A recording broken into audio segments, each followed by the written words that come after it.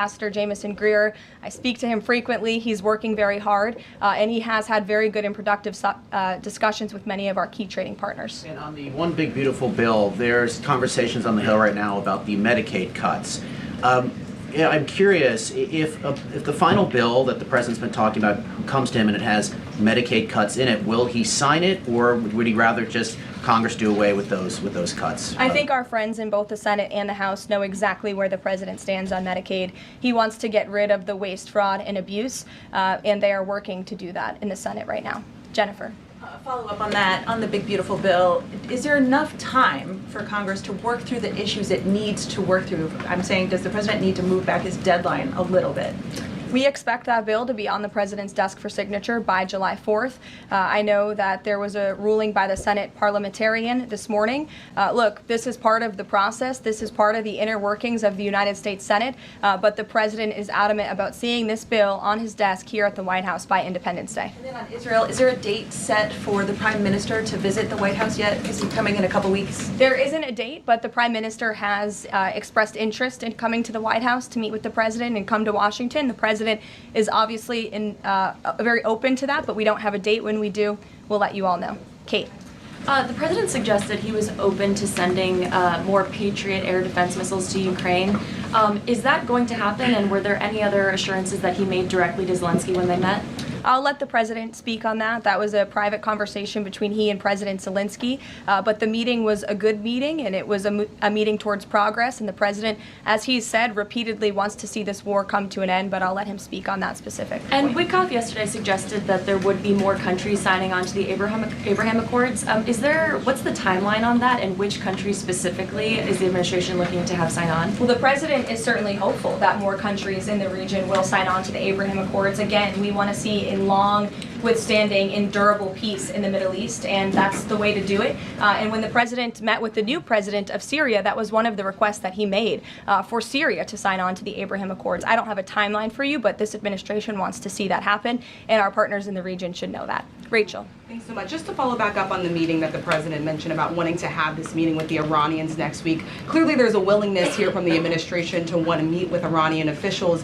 What is the holdup here in trying to schedule it? Are you experiencing any resistance from the Iranians? No, have some patience. We just had this strike on Saturday night. The president secured a ceasefire. A lot has happened in the last week. He was just in the Netherlands. Now he's back home to have a big event this afternoon on the One Big Beautiful Bill and get our domestic priorities across the finish line. So we'll get there. And like I said, we're in constant communication. And just one more, just the goal of the meeting. The president mentioned yesterday that it may not be necessary to have an agreement with the Iranians. What is the purpose? What would be the goal of this meeting? Again, to continue moving forward towards a long-standing peace in the Middle East. Jordan. Yes, Karoline, thank you. So the president had some harsh words for both Israel and Iran on Tuesday as he was departing from the NATO summit after they both violated the ceasefire. He said, what's your response to Americans who are worried the peace isn't going to last and think that Israel is trying to plunge us into another endless war on their behalf? I think the fact that the president was able to successfully negotiate a ceasefire when nobody thought that was possible, it was a surprise to everyone in this room. It was a surprise to the world, but the president got it done because he wants to see peace in this world. He does not want the United States to be dragged into these conflicts. Again, he's not afraid to use strength if he has to, but the president has already proven he can put America first and deliver on peace at the same time. They're not mutually exclusive goals. And then one more. After Kari Lake, she testified in the House Foreign Affairs Committee on the waste, fraud, and abuse and the rot, really, in Voice of America and USAGF. The president called for Congress to kill it. What does that look like, and is the president willing to sign an executive order? Well, I believe that action would have to be legislative through Congress, and the president directed Congress to get that done in his Truth Social post yesterday. If there is any executive action that can be taken to cut some of the waste, fraud, and abuse or do away with the program entirely, I'm sure our great Deputy Chief of Staff, Stephen Miller, is already looking into it. And if it can be done, it will be done here at the White House, but Congress should act as well. To the back. Go ahead. Yes. Okay, Karoline, thank you. The administration To the back, and then Carrie, I'll come to you. Yeah, the administration said that the DIA report was low confidence intel. Can you share what other assessments are currently underway to get to the bottom of just how effective these strikes were? Yes. Well, I can assure you what the CIA director said, that when we look at the entirety of the intelligence that we have to this date, it concludes that these strikes on the Iranian nuclear facilities were absolutely successful. It was a total obliteration, as the president said. And not only does our own intelligence say that, but also the Iranian foreign minister has said that. We saw Israel conclude the same thing based on their own intelligence. We also had the United Nations say that as well. So I think the only other time the United Nations, Israel, Iran, and the United States has agreed on something is that the sky is blue, but they all agree that Iran's nuclear facilities were completely demolished. And I would just like to reemphasize, you mentioned this was a low confidence preliminary intelligence assessment, and the entirety of that assessment was not leaked to the media. Only tidbits of that assessment were leaked to CNN. And we have seen this playbook run before, where you have people in the intelligence community, or perhaps on Capitol Hill, we don't know, but I believe the FBI is investigating to find out who that leaker was, because it's illegal and they should be held accountable for that, leaked bits and pieces of an intel assessment to push a false narrative. And it's to the same reporter, I will add, Natasha Bertrand of CNN, who has done this in the past. In 2020, it was Natasha Bertrand who had 51 intelligence analysts falsely lie to her, but she still put it on paper for some reason, that the Hunter Biden laptop story was Russian disinformation. We all know that's not true, right? We can all agree on that now. That was a lie from the intelligence community.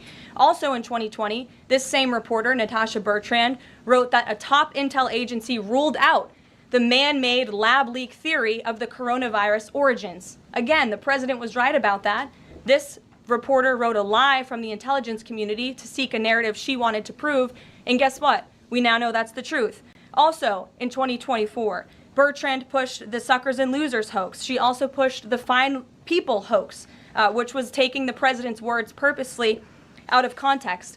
And then last October, and I believe this is notable, Natasha Bertrand published an article in Politico from the intelligence agency.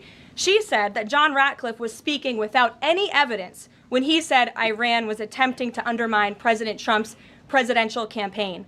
And then we, of course, found out that was absolutely true. In fact, the Biden administration declassed an intel report which said they had high confidence that Iran had done exactly what Ratcliffe alleged. They did run an influence campaign to hurt President Trump's candidacy. In fact, we know the Iranians tried to take President Trump's life.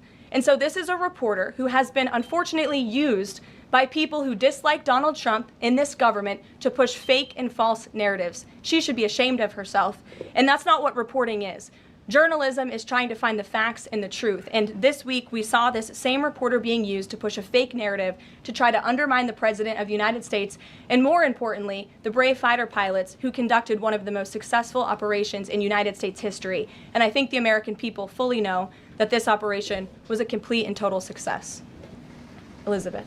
Thank you, Caroline. The Miami Herald recently published a story saying the Trump administration was targeting migrant foster children. The Trump administration has denounced this as false. Could you clarify the Trump administration's position on protecting migrant children, particularly the 300,000 lost under the Biden administration? Yes, I saw that Miami Herald article yesterday, and I was aghast at the headline. It's egregious to accuse this administration of trying to target foster children. That is not at all what is happening at the Department of Homeland Security. And I learned that the Department of Homeland Security actually tried to work in good faith with this reporter to get this story right, to explain that this administration is trying to protect foster children. We are trying to keep children out of harm's way, even if that means their parents are not law-abiding citizens. We want to protect children, unlike the previous administration, which allowed children to be trafficked and raped, and in some cases killed because of the open border policies. Unfortunately,